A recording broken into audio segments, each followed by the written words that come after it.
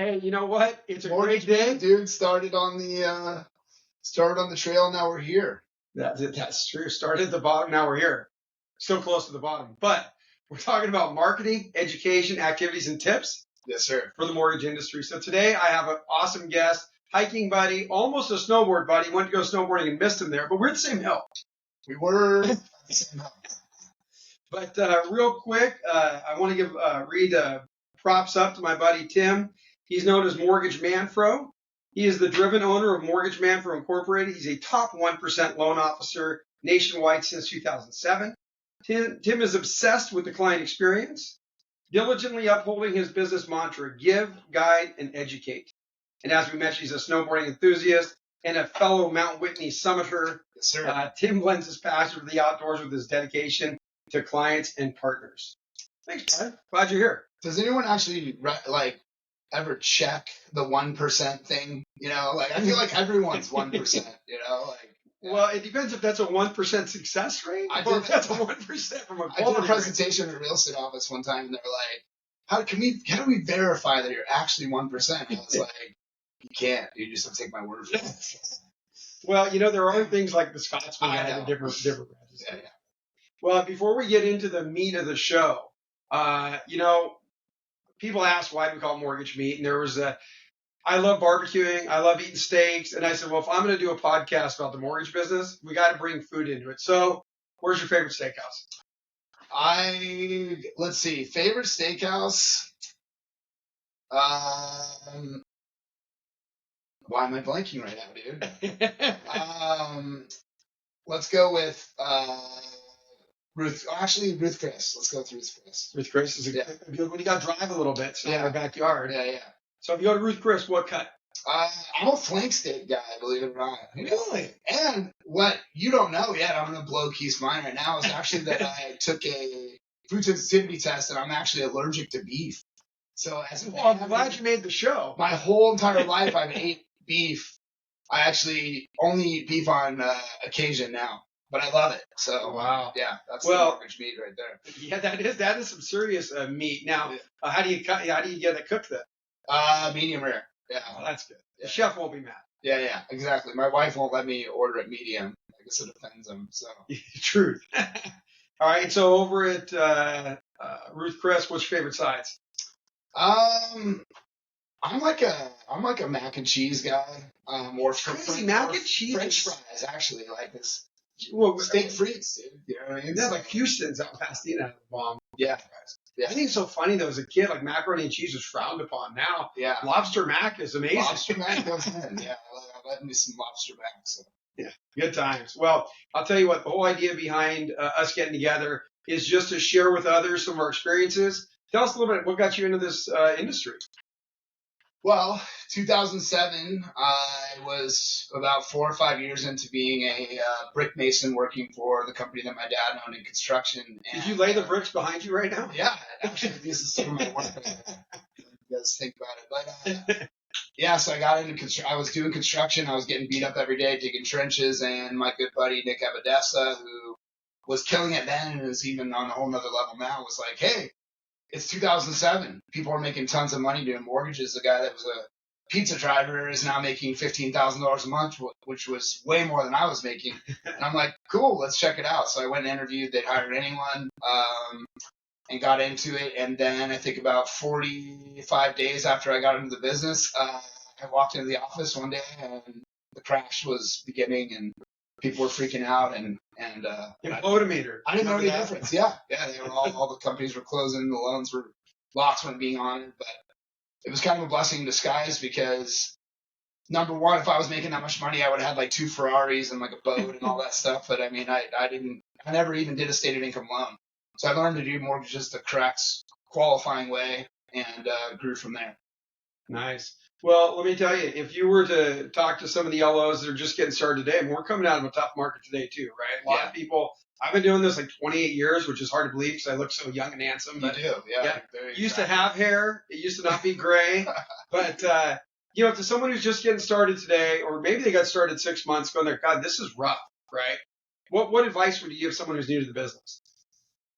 New to the business is really like well, actually, I would say if you're new to the business, the number one thing you could do is educate yourself on like loan guidelines and learn loans inside and out. Because one of my original mentors always told me like the answers are in the guidelines, and having high product knowledge really like gives you the ability to speak with confidence when you're going out and talking to realtors and stuff like that, and that gives them the ability of feeling comfortable to send you leads. Because if you're not sure of how things work or how to qualify someone or the answer to a certain question, it's going to be unlikely that they'll be willing to, send you that type of referral. Educate with loan guidelines, but also like educate yourself on marketing, AI, social media, like all those things, because it takes a whole big tool belt to succeed these days. So education would be forefront. It would be the E. Exactly. In meat. It's funny because really the whole play on words, right, of meat wasn't just because I love to eat steaks, but we said, well, what do we need in our business to be successful? We got to understand marketing, education, and what activities and what tips can we learn from others. So you're already dropping some of those. One of the things that was interesting is the reason this podcast started is because you and I started talking about AI. Correct. And this backdrop was all done with Dolly on ChatGPT 4, which is crazy. I said, I want to do a podcast. I want to do this. And we created it. And I think the important thing is that we use the tools, but they are just tools, right? We were at an event recently, and you were actually one of the speakers. And tell us a little bit about what people thought about whether or not AI would replace the realtor or the lender. I mean, there's a lot of conversations about that. I mean, basically, people are scared, but it's like so many times happens in this world when people are scared, they just put their head in the sand and they ignore it, and they're not really out there kind of learning or figuring out what it's all about. And really, like, AI is a tool, like, plain and simple. Like, it is, there's probably this super high level people that can create these things that'll, change the world or destroy the world or whatever you want to call it. Yeah. But, like, in reality, like, it's literally just another tool in your tool belt. And, the people that learn how to use that tool at a higher level are going to be the ones that are going to basically thrive.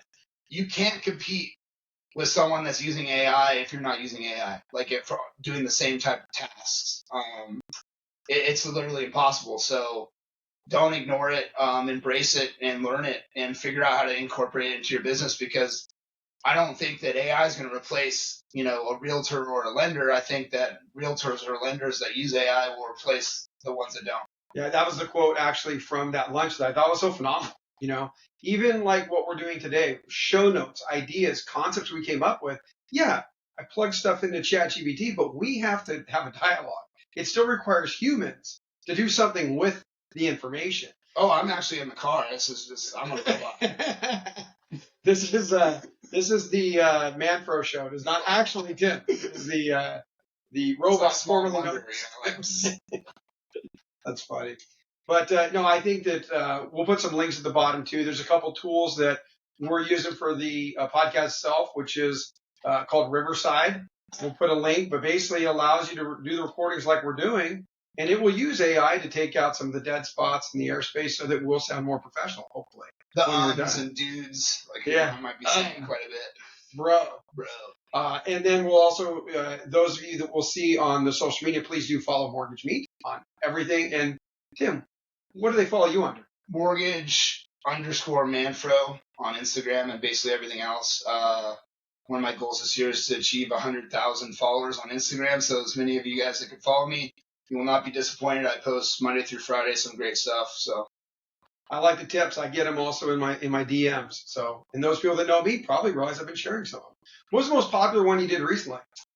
I had one that was like a scene from Dumb and Dumber where Jim Carrey and Jeff Daniels pull up on the little mini trike to the Aspen. They're freezing their stuff together because they pissed on each other. And, the phrase says, "Your lender and realtor closing a wild transaction." I mean, this thing's going miniature viral. I think viral's over 1 million. I think I'm up to almost 300,000 views at this point. 7,000 or 8,000 shares and no boosting or anything like that. And it's pretty crazy because I think it just so relates with, our industry. Like we have to work so hard to get to the finish line of some of these transactions, and freezing your ass off, hugging your realtor from LA to Aspen as possible. People, yeah, like I say, that I've had a couple of transactions just like that. So sounds good. So one of the things that I had on the notes I want to talk about was the ingredients for good service, right? It's such a term. Well, you got to have good service. You got to have great service. How do you think that's defined in our industry? Is there certain metrics or things that you follow? I mean, metrics, I don't know about metrics, but I mean, basically the whole idea is to give your client and the real estate agent that is referring the client the best experience humanly possible. And I think really what that comes down to is having like a repeatable process and like communication at a very high level, because 99% of problems in transactions come from miscommunication. I mean, that's just like some number I made up, but I mean, like I love those numbers, by the way, guys. yeah, We are not 70%, don't, but 1%, whatever. But yeah, a high percentage of problems really comes from like miscommunication. So you got to do your job up front and make sure the partner qualifies and do all those things. But there's hundreds of things that have to happen in between initially talking to the client and actually closing the transaction. And to keep everyone happy all the way takes a high level of communication and a high level of repeatable process that you kind of have to hone over time. Well, I think there's a term that I learned years in sales, and it was that time kills deals, right? And part of that is the time it takes to relay something is really the problem, because anything can happen in a loan transaction. You know what? Borrowers got a large deposit on their bank statement. It was missed. It gets submitted. Now we can hide from that, or we can address it and we come up with a solution. I think that's the challenge, is when the loan officers and the investors and the realtors aren't communicating on the same page and letting the borrowers know. I mean, the borrower's frustrated when they're supposed to close escrow tomorrow and the moving truck's outside. They're not as frustrated if closing's 2 weeks from now and you need them to get something from their employer, right? Yeah. No, it's all that communication up front and setting realistic expectations. I had a coach named Peter Barber. Amazing. Shout out, Peter Barber. Shout out. Hopefully I said that right. But basically he always said, like, we have to communicate up front, like, and let people know, like, buying a house isn't easy. Like, set realistic expectation that, like, we're going to war, you know what I mean? Like, with the process, and don't make them think it's going to be so easy, because if it ends up being easy, great. If not, then you've warned them, like, of some of the things that you might run into. So, I think that's actually served me quite well. Yeah, the old saying that I learned years ago was to under promise, and over deliver. Yep. It is so much easier. I mean, it feels good to say, hey, Tim, dude, we're going to close this in 7 days, no problem, because you want to win them over. Yeah, this is the lowest rate you can get. It sounds great today. The problem is now you got to live up to that, right? Yeah. If I tell you, hey, Tim, I'm going to get that to you hopefully tomorrow, but it might be 2 days, well, you're okay. If I got it to you in 1 day instead of 2, I'm a hero. Yeah. And that's already pretty fast, right? I feel like the number one complaint I hear from other realtors that are working with those lenders is that, like, they don't hit the timelines that they say they could hit. Yeah. And I mean, I can't sit here and say I've never missed a timeline, but well, you can say it because we're not going to verify it anyway. As of recent, there's not many timelines I'm missing these days because I'm setting realistic expectations, and if we run into a roadblock, I try to inform everyone of what's going on. I mean, you got to hope that you're working with professionals that are going to understand that, like, this is a real estate transaction. This isn't like a computer program that is, predictable.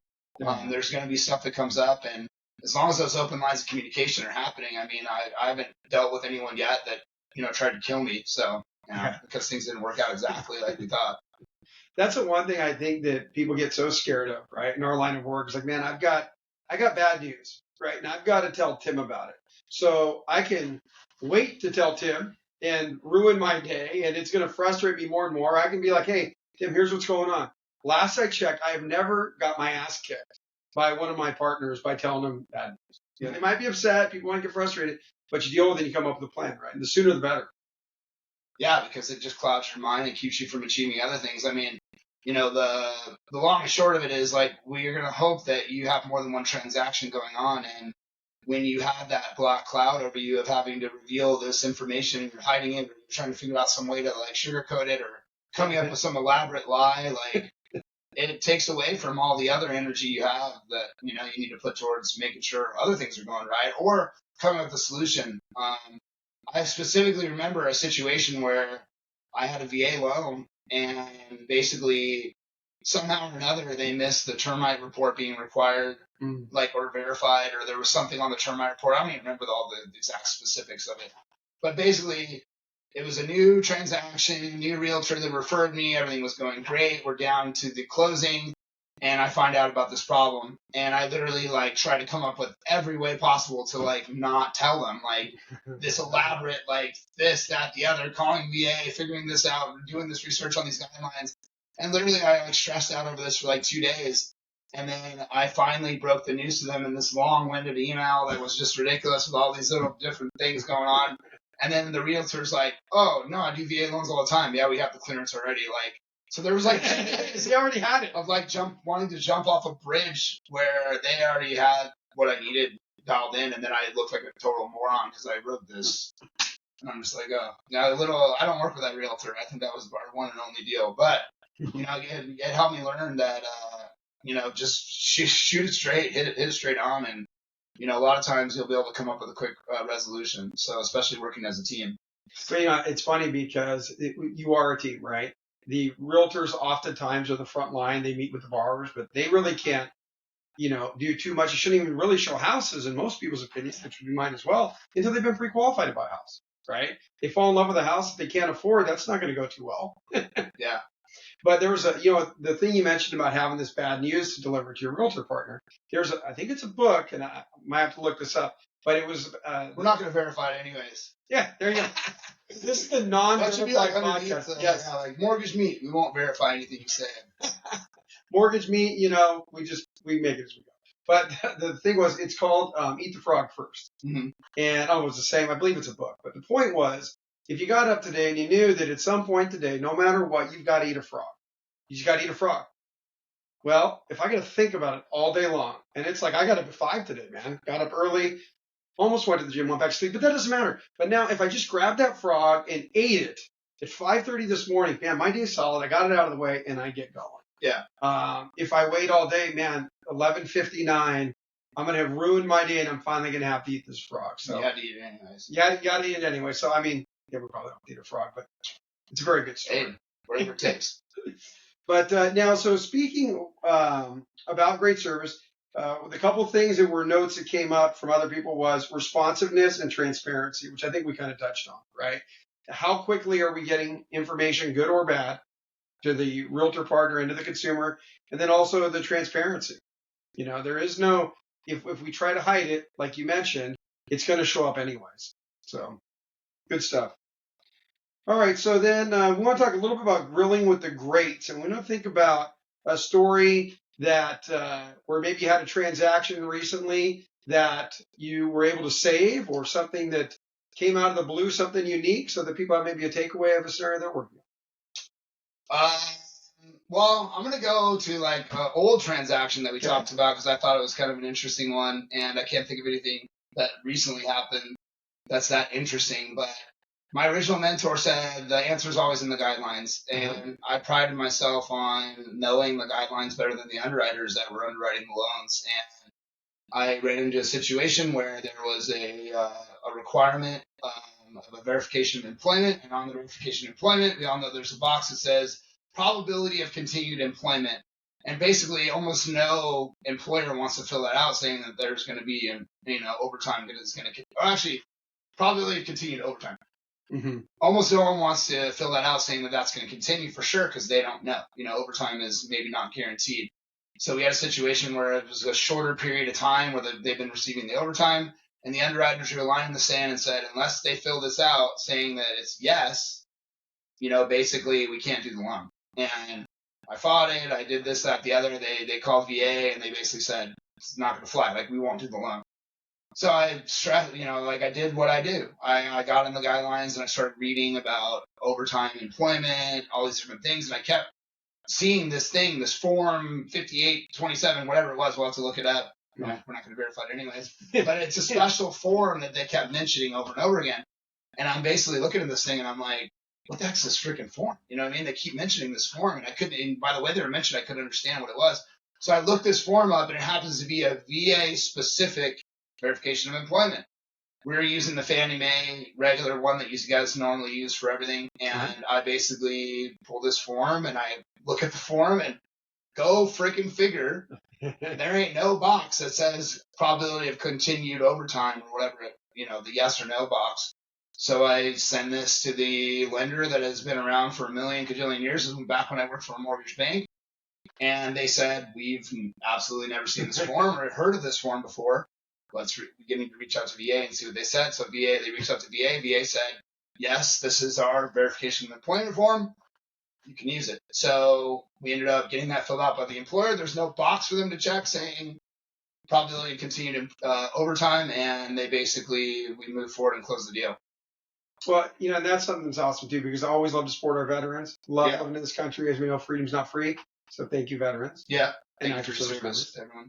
Also, I do want to make a quick disclaimer that MortgageManfro Keith Dabols and any of his companies or affiliates do not endorse Tim's guidelines. This is years ago. So they may have changed. It may have changed since then, but that was one where, just reading those guidelines, saved the deal. So. Well, what doesn't change is the action you took, right? This is one of the challenges I think that we all come into this industry. I've been doing this 28 years, right? I mean, when I started, I remember the realtors would get a book that was the NMLS or the MLS, sorry. NMLS is a mortgage license. But it would literally be like the yellow pages. It was like this big old printed thing. So obviously things continue to change. I mean, a loan application was a couple pages, So I think the thing that doesn't change is being willing to do the research, being willing to push back sometimes politely, right? Yeah.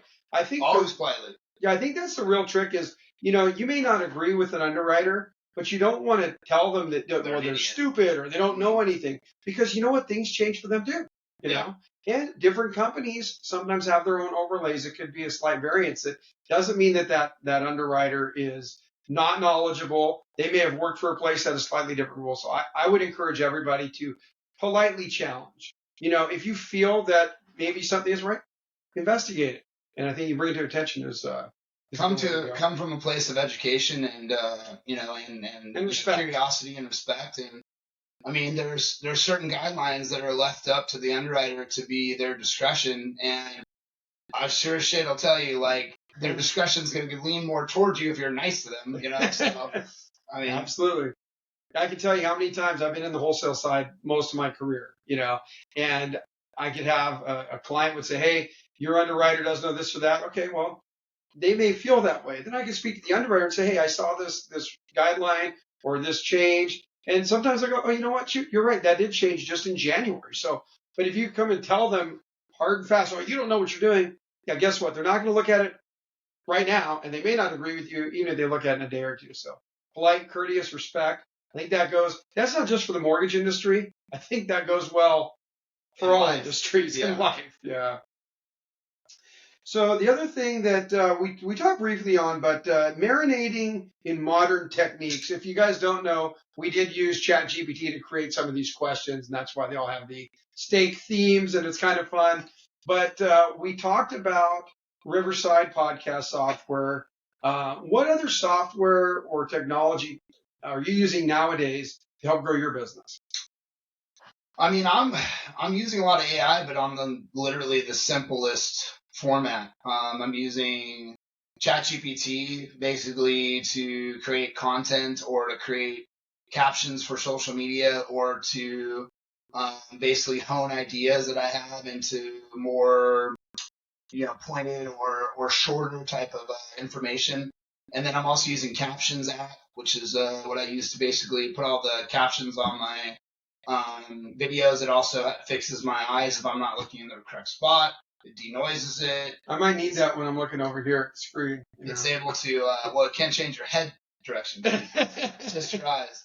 But I'm using that to also resize videos to fit for different types of things. Like if I record a video for YouTube full style like this, I could make it converted to like an Instagram or TikTok video.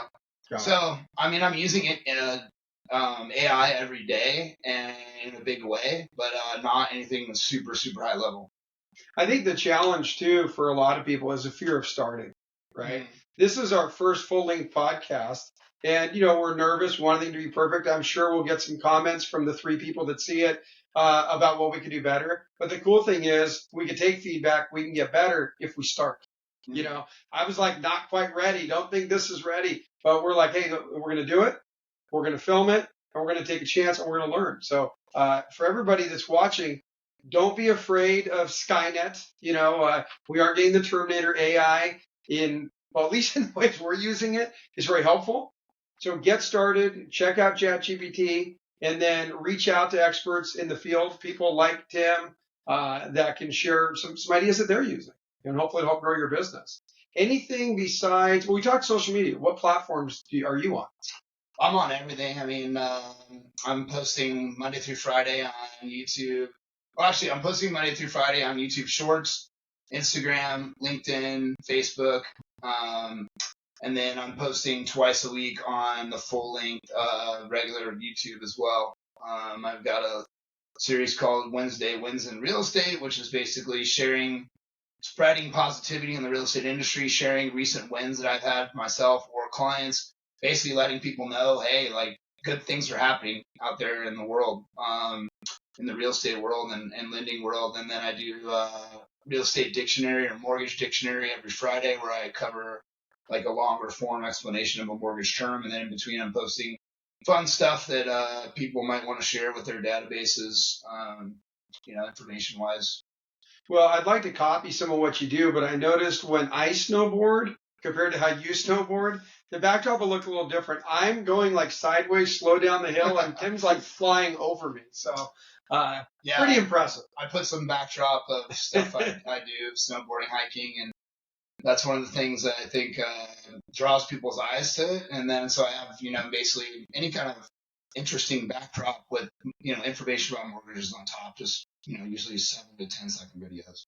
Yeah. I think the real win is to be personal, right? Not everybody, strike that in edit. It seems many people set up this separate page of I'm just going to talk about real estate right here. I'm going to show an open house over and over and over. And trust me, I love to see the beautiful houses, but if that's all I see from somebody, I don't pay a lot of attention. I don't even follow them anymore. I like it when they incorporate some of the business, incorporate some of the real life. Show me that you got a cool dog. Show me, that you went hiking. So I'm probably not alone in that. And it seems that your success is incorporating that as well. It's been trending in the right direction. So the other thing we were looking at on here was pairing with partners. So the idea of like pairing a nice steak with a nice wine. Okay. But now in our life, so we've talked about realtor relationships. Are there other relationships that you cultivate to grow your business? Yeah, I think recently I've been cultivating relationships with some ADU builders that's been helping my business. People are interested in ADUs and they need to generate, financing and access equity. Our rates on our first mortgage for most people are in the 2s and 3s, and current rates are much higher than that. But we're at an all-time high in equity. Mm-hmm. And I saw the opportunity to basically connect with these people that are going to be building ADUs. They're getting contacted by clients. It's almost similar to like a realtor gets a client that wants to buy a house. ADU people get clients that want to buy or build ADUs, and I've been helping them basically with the financing side of things. Now, it's not the easiest just to go connect with these people. You have to bring the value, and that's the important thing. I've been hosting some events with different builders and generating leads for them, and they're in turn returning leads to me. And, a lot of times those leads come in as low loan to value, credit, good income, because those are the type of people that want to build ADUs. There's that, and always the past client and current client, basically making sure we're staying in front of them and letting them know. So technology that I've been using quite a bit of is HomeBot. It's a platform that basically sends a monthly digest to homeowners and tells them how much their house is worth. It gives them tons of modules that they could basically access to see how they could pay their house off quicker, how they could, when the rates are lower, if it's a good time to refinance. things they can use their equity for, like buying another investment property or buying up to different property. That has a huge open rate. And I've been basically, I think I send out close to 50,000 emails with all the partners that I partnered up with per month, teamed up with realtors, and I'm sending out emails to their database and my database as well. So that sounds like a great way to do it. So you've got that's like the CRM system, right? That you're using there. That's like a monthly kind of digest. The CRM's different than that. But do you have a CRM that you would recommend to somebody? I use an Excel spreadsheet? Or? I mean, I have a CRM. It's called Surefire. It's probably like an ancient compared to some of the ones that are out there, but it works for what I need it to do. It does all the things, and that's just like a CRM is basically, I think it's customer relationship manager, and basically what it does is it organizes all of our closed loans. It also has the ability to email our whole entire database, whether it be realtors and past clients or business partners. And it provides like monthly emails that we can choose from, and it just does all those little things. We don't use it to track leads, but a lot of people use our CRMs to track leads as well. Mm-hmm. Well, I think the one thing too is just staying in touch with people, right? Yeah. It seems like almost crazy, right? That we forget to talk to people that have done business with us. You know what I mean? It's like, okay, well, think about it here. We're all going to go gung-ho over here to try to find a new widget, a new shiny object to find clients. And then on the left side here, you've actually got people that liked you, that trusted you, and we don't stay in front of them, unfortunately. So I think that's a great idea. So some sort of CRM system, partnering with builders and ADUs, obviously working with the realtors. Now, when it comes to working with a realtor, you had mentioned this on a hike and maybe want to dig deeper on it, but I know you mentioned about, no expectations, right? We were actually on a hike with a fellow realtor, and you're saying, when I first started talking to this guy, I wasn't saying, hey, I want to get his referrals. What was your thoughts? Yeah, so I had a pretty life-changing incident, or I wouldn't say incident, just a change in the way I'm operating in life. Because no one big thing happened, but I basically made a decision that I was going to start doing things a little differently than I was before. I've always kind of came from a servant type relationship, like, my logo's give, guide, educate, and I operate that way. But I mean, deep down, anytime I was helping someone, I was always expecting something in return. I mean, that's human nature, and it's really hard to do something with no expectation. But I've been able to shift my mindset to basically just trying to help people literally with no expectation of anything in return. And I feel like I've been successful at doing that. I literally will give anyone information and help them in any way I can, whether it be competitor lenders or helping realtors, that don't work with me, or, clients that want 20 estimates and they don't want to fill the application out. And I mean, once I shifted my mind to providing value with nothing expected in return, it's been crazy how much I've gotten in return. Yeah, I think that's probably one of the absolute best strategies. I mean, all the posts you do, the one that's got 300,000, views, none of that was, hey, send me a loan, right? It was like, hey, I'm this guy, here's what I do, be aware of what I do. And in many of these, well, that one was a funny one, but many of them are just showcasing what you do, informational, and there's not even a way for you to get business for some of it. I mean, it gets shared out into the ethos, right? Yeah. It's not I'm really just creating information that people might want to share with other people. Is really all it is on the Instagram side of things. But on like the realtor like relationship side of things, I'm like, I feel like I operate at a pretty high level, and I feel like I'm operating at the highest level I've ever operated at, and I'm learning daily how to do things better and constantly digesting information. And I have a lot of ideas, and I feel like I could bring a lot of value to people just by telling them, hey, what have you ever thought about this? Have you tried this? Without being that guy that's trying to like brag, I'm really trying to help them. I have ideas or could show them things that I'm doing that could help them work. And I'm just basically an open book. I'll meet with anyone and help them. And I'm a living testament. He'll meet with anyone. He met with me out of the blue, and I was like, hey, I actually want to pick your brain, and I learned a lot. And then we were at an event together recently, and we were both taking notes from another speaker, from Leo Robles, right? So I mean, I think that's what's so cool is that we can all learn from each other. nobody knows everything. Some people think they know everything, but I think the real thing is being humble, being willing to learn, and just sharing. I mean, much of my business model is similar to yours. I want to give value without an expectation. So that's cool. A couple of things I was thinking just for people that are trying to secure multiple sources of business. In my 28 years in this industry, some other options were attorneys, right? Do you work with any attorneys currently? No. So, that's one that, divorce is great because you might get 2 deals, right? So you have your divorce attorneys. Divorce isn't great. Let's scratch that. That's good. Well, great for business, maybe. Yeah, maybe I don't even know that sounds terrible though. But yeah, it could be a way to help them get to their next stage in home ownership. Would be a better way to put it. Might be. Well, I was married for 18 long months. So, wow. There's that. That's pretty good. But the other thing is working with financial planners and CPAs. I know we got another guy that does financial planning we hike with, right? So yeah. All these type of resources that we can be out there and network with. Again, people, all things being equal, people rather work with people that they like. If things aren't even completely equal, they still rather work with people they like. So I think it's just a great way to be likable, stay in front of people, stay connected, and hopefully grow your sphere. So that's our pairing with partners segment. Beyond that, what else do we want to talk about? I mean, I don't want to wrap it up. We are going to go to a nice interesting podcast on the way over here that I thought was kind of wild.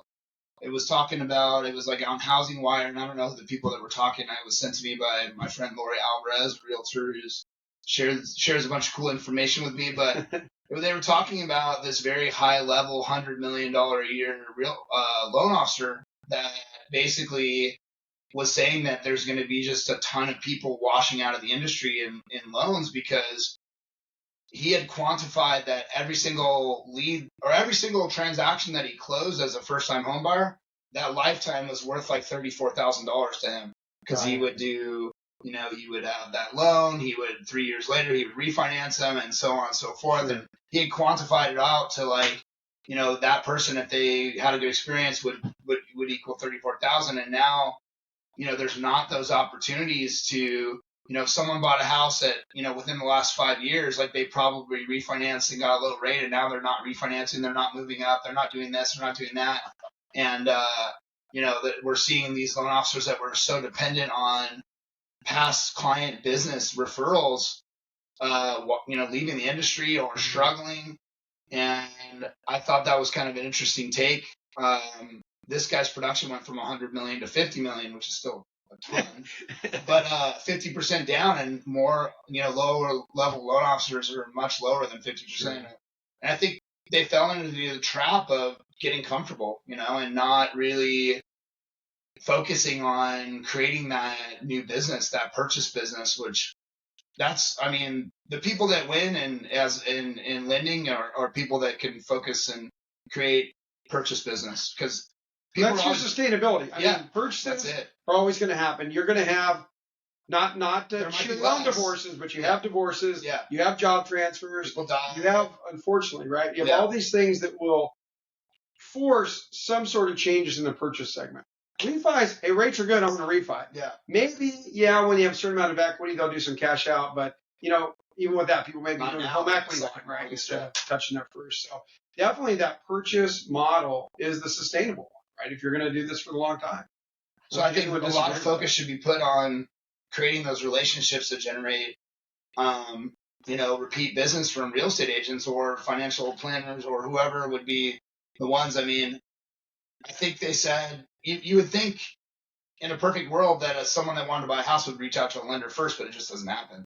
So you have to build relationships with real estate agents as lenders to be able to sustain this type of market. I mean, we still had a killer market at, I did 67 loans last year, which is not anything to like write home about, but I mean, that's way better than most people did. And it was really just dependent on, I think only maybe 8 or 9 of those were refinances, and the rest of them were all purchases, and they're all generated from relationships from real estate agents, Well, and I'll tell you, I think everybody's business went down over the last couple of years, right? People that were doing 10 loans a month probably went down to 3. If they were doing 3, they're doing a deal every other month. So that's definitely very challenging. This year it seems positive. I think the numbers will probably be double what anybody did last year in my unverified way of us speaking about things. But my pulse on the market feels pretty good about that. That's not to say it's going to be a phenomenal year. But if you survived last year and you made it through, everything points to the fact if you don't stop and you keep pushing, you're going to have a better year. Is it going to be what it was 3-4 years ago? No. But as people leave the business, those that choose to succeed and choose to focus on the purchases, they're going to do fine. I truly believe in that. And I like what you shared about the Wednesday wins and the positivity in the industry, because it isn't always easy to be, rainbows and unicorns and, hey, it's all perfect. But I'll tell you what, nobody needs another depressing story either. I don't. I got to get up and we got to be happy, positive, and go kill it. Well, I mean, that's not to say that there's not struggles or tough things happening in the market, but I think what happened was we were pre-approving so many people, and they were just literally never looking at houses or very rarely communicating with us. I think at one point we had like over 40 people pre-approved out looking for houses, but we weren't getting the offers accepted, or they weren't even like asking for new estimates or having questions or anything, because we have a set up follow-up process to make sure like they don't want any kind of new estimates or anything like that. Mm-hmm. So I started thinking, like, when people see the news is saying the rates are terrible, houses are bad, the government's, mess, this is happening, the news is just hammering them with this negative stuff. Then we see like less and less mortgage applications on a small little microcosm. And then when the news is saying like rates are amazing, like, oh my gosh, like things are turning around, like all of a sudden I'm getting calls upon calls and all these people are rushing to buy houses. And I'm just like, well, we need to control our own little, world with positivity. And man, this person that just had a 500 credit score and wouldn't give up and, worked on their credit and got out of their mom and dad's authorized user account and saved up money and pulled money from a 401k and sold this other house, just closed escrow on a property. Yeah. And they cried at the final walkthrough. And I'm like, well, this is like the stuff people need to know about. Yeah, for sure. So I started basically creating Wednesday Wins, where I'm basically sharing stories about like amazing things that are happening. And I started sending a text message every Wednesday to my database that was pre-approved. And I swear we brought like 10 transactions to life starting to do that, because people started getting positive. They started looking at properties. They started realizing that good things can happen. And just in my little own world, it was a game changer. And I was literally responsible for quite a few transactions last year. So question, you were saying Wednesday Wins, you were actually texting that, DMing it, emailing every platform to your actual pre-approved clients, not just to realtors. Just text. Yeah. So actually, okay. Yeah, we have a group text message set up with every realtor and pre-approved buyer that we have. Nice. And every Wednesday we would send a uplifting message along with the YouTube link. Now, these videos weren't being watched. Like, you could see how many views there was. And some of them had 20 views and some of them had 2 views. And so I'm not saying like, but we were sending that. We hope to get 20 views today. Yeah, we'll see. But it had a little message saying, great things are happening. This is happening. This person got their offer accepted. Like, we just had one that was a Cal HFA buyer, and they needed $17,000 in closing costs, and they wrote 26 offers and didn't get any of them approved. And today, I woke up on Monday to a contract saying that they're in escrow and they have 3 special needs kids, and they were told they couldn't buy by another lender, blah, blah, blah, blah, blah. I mean, like, yeah. And they're just so stoked. And I mean, we haven't closed the transaction yet. There's still a lot of work to do, but like, this is good news, Yeah. So it's going in the right direction. Totally. Yeah. And I'll tell you, I think that's what a lot of people forget in this business is, especially when they're looking at the paycheck, right? It's like, okay, well, it's been tough. I need money. I got to pay my bills. I got all this stuff I got to worry about. They need to close this so I can get my $5,000 to pay my bills. But what they're not seeing, and this is coming from the lending side, where you see, well, that's loan number such and such 0000, is at the end, you touched on it. They have 3 special needs kids in this particular situation. We're dealing with families. They've got, husband, wife, little Joey. They got the dog, the cat. The cat's got one eye. It's like this is their family, and they're actually moving into a community, a neighborhood, They're your neighbors now. They're going to the same grocery store. That is the point I think everyone needs to realize, because that isn't susceptible to the national market, the national rates. People are looking to be a part of something, and I think that's what you're helping happen. So Yeah, that's awesome. totally. We thank you, Tim, for making that happen. Thank you. Hey, Tim, we were chatting a little bit here off camera. What are some goals that you've set for yourself, or maybe how do you think you could share goal setting just in general with our friends? Yeah, I mean, I got some lofty goals this year, and I mean, I won't go into all the actual goals because everyone's goals are going to be different. But I think one of the things that's been a big game changer for me was becoming part of an accountability call. Christian Fuentes, Remax Top Producers, has an accountability call. Not that you should join that one; it is an amazing one. But joining any call where you're held accountable, and part of what we do every day in the call is we actually review our goals Monday through Friday. And so you're every single day you're reviewing your goals. How many goals are on your list? 14 goals that I basically laid out. There's some like sub goals or whatever, but those are the ones that I'm basically journaling every day. And I'm writing down, the actual goals and thinking about them really in the morning. I mean, I wake up at 4:30 in the morning every day. The call's at 5:15. And, whether I do it before or during the call's only 15 minutes. The whole point of the call is to get you pointed in the right direction. But basically, I'm doing these things every morning. So I'm waking up early, which is the win. And it gives you the ability to have uninterrupted time to get things done. I'm also reviewing what I'm thankful for, because I want to remember why I'm getting up so early and why I'm working so hard. So every day I have a little journal that I write all the things that I'm thankful for.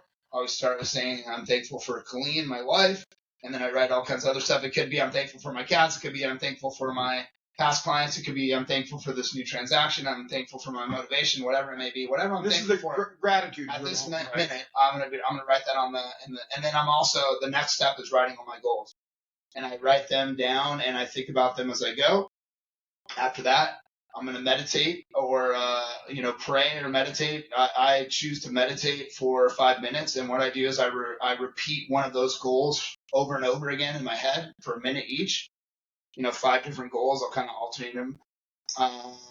And I think I saw a stat that said only 1% of people write down their goals, and only 5% of those 1% actually would review them daily or something like that. First of all, what I love about this, because our metrics are so accurate. Yeah. It's 5% of the 1%. It reminds me of my favorite movie line. Totally review it. 60% of the time it works. Every time. Sucks Panther. So basically, I'm reviewing those goals and I'm thinking about those goals every day, and I swear that is so powerful. Whatever your goals are, it doesn't matter whether it's, I'm personally trying to close 143 units next year and make over $1 million in commission, but your goal could be to do 10 transactions, 50 transactions, whatever it is. It doesn't even matter. It doesn't even matter if you don't even have the goal of doing transactions on your goal sheet, but just actually reviewing those goals is so powerful. I can't even tell you how much it's changed my life. So that's something that was a total game changer for me, and I would highly recommend it to everyone that's listening to this. So create your list of goals, have a plan, and then revisit them. I would be remiss if I didn't mention that I trained all last year to do one goal.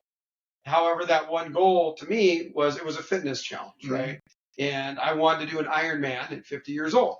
So I had to work fast because I turned 51 in November, but that goal was broken into 20 other events that were broken into 2 workouts a day that were broken into every day, just knowing this is where I'm headed. And, with a little bit of luck and a lot of training, I was able to actually achieve that goal. Which is a lofty, crazy goal. It's a pretty lofty one. There's a medal over there that I like to look at and remind myself of what I went through and what my family went through as well, putting up with me. And I think was so important that you mentioned, thanking your wife, thanking our families for putting up with the time we do spend at work, right? And, just making sure that we are thankful for those around us, our friends and families that support us. So, I think too, I want to point out on your life probably changed in so many different ways to try to achieve that goal. you may have just ran the Ironman or did the Ironman, swam the, which is like a lofty, whatever, however you say it, but all these things had to change in your life to get you to that Ironman. Like, you couldn't just decide you want to run an Ironman or do an Ironman and then all of a sudden you did it. Like, you had to change the way you eat. You had to change the way that you slept. You have to change the way that you train. You have to change probably the way that you operate in business because you have less time to get all the things done. I mean, it's a domino effect. And when we have lofty goals, I think it creates this really interesting domino effect in our lives of positivity, really, like, because we gotta change a lot of things to get to the top of that mountain. Well, to that point, what I think is so interesting is that for me, there was a handful of people that reached out to me and said, "Hey, you know what? You inspired me." And I wasn't trying to be some inspirational person to be some fat dude from the couch to go do an Ironman, right? But that was the coolest thing, was people not on social media bragging or anything, DMing private conversations, and some of them came out and we went on did marathons together. And to me, I think the biggest thing I would encourage anybody is pick something that's impossible, right? To many, many people, to earn $1 million in a year is an impossible number, right? And you put that out there, this is what you're going to do. The coolest thing is once you've done something that's impossible, like an Ironman, like a marathon, like a half marathon, you've actually proven yourself. Like 1 mile, dude, for some people. For some people, in January of last year, I could not run a mile. I did a 10K. I did not run the first mile. And that was a pretty big thing for me to go from that point and then in a mere 16 hours and 20 minutes to do the Ironman race. But I think what was so cool about that was that I proved to myself that I was able to do something that was, by all means, to me, absolutely impossible. So now I do take that into my life, my business. In my business, we have a goal of where we want to be. And many people would say it's ridiculous, right? Where we see our company. Ridiculous to them is okay, because to me, I believe that it's obtainable. So I do like that idea of setting the goals, reading them, sharing them, and be a little crazy, right? Juicy goals. That's what Christian always says. And I mean, I think like you have to basically change who you are to achieve a goal like that. I mean, I remember I hiked Mount Whitney in August in one day. Which is massive, 22 out and back, right? A pretty big accomplishment. And I remember the first training hike that I did, I literally like 2 miles in, I said, I can't do this. Like, there's no way I'm going to be able to do this. Like, I'm dying and I'm on mile 2 on like a way lesser hike. And something shifted and I just kept repeating to myself, like, I'm the type of person that can climb Mount Whitney in one day. I'm the type of person that can climb Mount Whitney in one day. And then all of a sudden I started saying, well, what decisions would a person that climbs Mount Whitney in one day do? He would hike all the time. He would eat better. He would stretch. He would worry about it. Well, I didn't stretch. That was one thing my wife always thought was crap. But I should stretch. Hey, I am also super guilty for running a marathon and the next day not stretching. I hear about that all the time. And you should stretch if you're watching. Learn about recovery. And the same thing applies to whatever goal it is. Like, so if I want to close 143 transactions and make $1,001,000, like, I need to do, what does that guy look like? That guy looks like a guy that gets up and adds value every day and crushes life and crushes business. And there's a million things that guy does. But when you start thinking more and more about that and shifting your mind to saying, like, instead of I can't do this, well, what does that look like? Or what does that person look like? Or who do I have to become to be that guy? Like, that's when the real change happens and the powerful stuff kind of takes over. Well, I'll tell you, I could not agree with you more. That one thing that I told myself was when I made this decision that I wanted to do an Ironman, every thought that went through my head, it was, is this what an endurance athlete would do? Yeah. And I remember talking to my daughter, my Princess Daisy, and she and I were talking beginning of the year. I was 50 pounds heavier a year ago, right? And I said, I'm going to do what an endurance athlete would do. I'm not going to eat like shit. I'm going to work out twice a day. I'm not going to drink, which I will enjoy a beer nowadays. But at that point, everything I did was garnered by, this is what an endurance athlete would do. And I remember about halfway through the year, I told my daughter, I said, well, I'm going to do what an endurance athlete would do. And this is was such an emotional thing. I don't want to cry right now, but I remember finishing my first full marathon in San Diego last year. My daughter was there at the finish line, which is awesome. And I said, well, I'm doing what an endurance athlete would do. And my daughter says, Dad, you are an endurance athlete. Yeah. You do 100-mile bike rides. You run marathons. Like, you literally are what you said you would become. And to me, that was the best. I mean, that's, if you take the actions, to your point, of what this successful person would do, of what this athlete would do, and you follow it, you actually do become that person. And to me, that's pretty awesome. Yeah. I'd have my child see it once. That was better. Yeah. But I'm looking forward to the goals that you've set, and I know that you're going to achieve them. I'm going to be right there with you on the Wednesday hikes. Let's go. As we spit them out. And Wednesday we continue. Walk with Fox.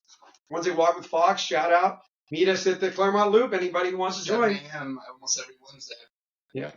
With that, hey, thanks again for your time, Tim. Good talk. I think the nuggets come out the more time we have to speak. I know it's a lot for people. If you don't want to listen the whole hour, well, sorry. We'll have some shorts created by AI that you guys can. That's true. Opus clips. Look out for those. All right. Take care. Mortgage Meet, marketing, education, activities, and tips. My buddy Tim. Let's go. See ya.